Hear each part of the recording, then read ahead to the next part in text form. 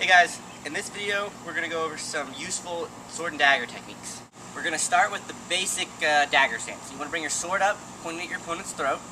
You want to bring your dagger up to the tip of your dagger is just next to the blade of your sword.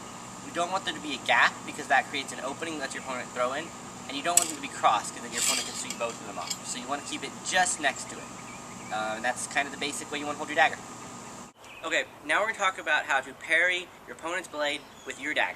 So, Miguel throws a shot at me.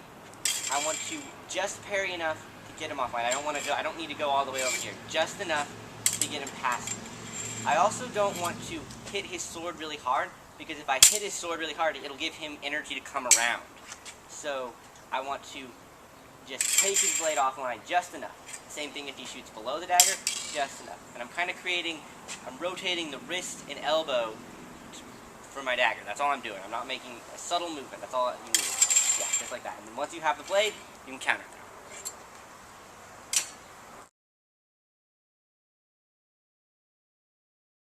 Okay, when you're going to parry your opponent's blade with your dagger, you want to make just a small movement as possible. Rotate the wrist and elbow kind of down or up depending on where the blade is. And you want to just go far enough just so their blade is offline and not really any farther. You also don't want to hit their blade because you don't want to give them power to come around. So just a small rotation here, small rotation there. That's pretty much all it is. The last thing we're going to talk about is dagger tracking. Dagger tracking is basically keeping your dagger in front of your opponent's sword. So we'll demonstrate here. So if Miguel comes on, I'm going to keep my dagger in front of his blade, but also if he moves his sword, I'm going to track it with my dagger, always keeping it in front of it.